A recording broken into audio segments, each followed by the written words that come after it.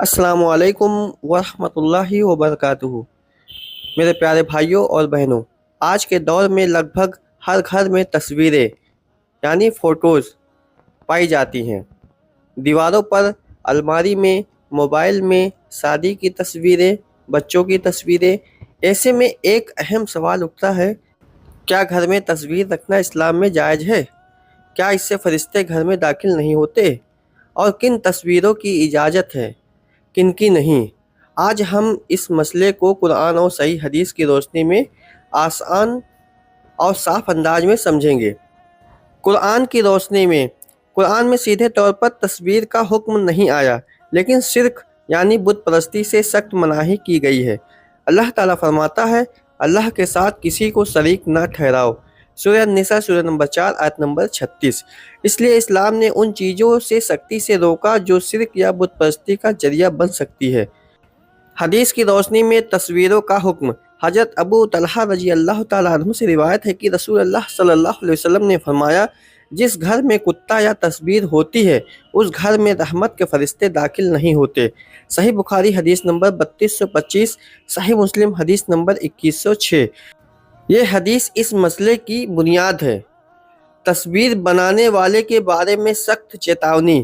حضرت عبداللہ بن مسعود رضی اللہ تعالیٰ عنہ سے روایت ہے کہ نبی کریم صلی اللہ علیہ وسلم نے فرمایا، قیامت کے دن سب سے سخت عذاب تصویر بنانے والوں کو دیا جائے گا۔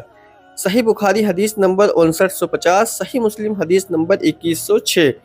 اس حدیث سے پتہ چلتا ہے کہ جاندار کی تصویر بنانا اور اسے عزت کے ساتھ رکھنا اسلام میں ناپسند کیا گیا ہے۔ اب اہم سوال،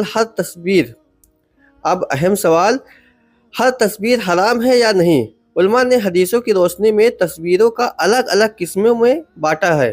ناجائز تصویریں: جاندار یعنی انسان یا جانور کی تصویر جسے دیوار پر ٹانگا جائے، سجاوٹ یا عزت کے لیے رکھی جائے، جس سے تعظیم یعنی سمان جھلکے، ایسی تصویریں گھر میں رکھنا جائز نہیں۔ جن میں گنجائش ہے، ضرورت کی تصویریں جیسے پہچان پتر یعنی ID، پاسپورٹ، بچوں کے کھلونے پر بنی ادھوری تصویریں، ایسی تصویریں جن کا چہرہ صاف نہ ہو۔ حضرت عائشہ رضی اللہ تعالیٰ عنہا سے روایت ہے کہ وہ گڑیا سے کھیلتی تھی اور نبی صلی اللہ علیہ وسلم نے منع کیا۔ صحیح بخاری حدیث نمبر 6130۔ موبائل اور ڈیجیٹل تصویروں کا حکم۔ آج کے زمانے میں موبائل کی تصویریں بہت عام ہیں۔ اکثر علماء کی رائے ہے کہ موبائل میں سیو تصویریں جو دیوار پر ٹانگی نہ ہوں اور عزت کے لیے نہ رکھی جائے، ان کا حکم دیوار پر لگی تصویریں جیسا سخت نہیں ہے، لیکن پھر بھی بنا ضرورت رکھنے سے بچنا بہتر ہے۔ وضاحت: جاندار کی تصویر سجاوٹ کے لیے رکھنا جائز نہیں۔ ایسی تصویروں سے فرشتے گھر میں داخل نہیں ہوتے۔ ضرورت کی تصویریں میں گنجائش ہے۔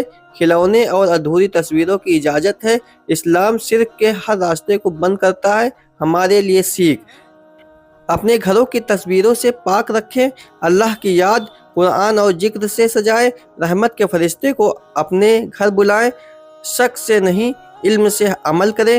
میرے پیارے بھائیوں اور بہنوں، اسلام دلوں کو اللہ سے جوڑنے کا دین ہے۔ جو چیز اللہ کی رحمت کو روکے اس سے بچنا ہی سمجھداری ہے۔ اللہ تعالی ہمیں صحیح سمجھ اور صحیح عمل کی توفیق عطا فرمائے، آمین۔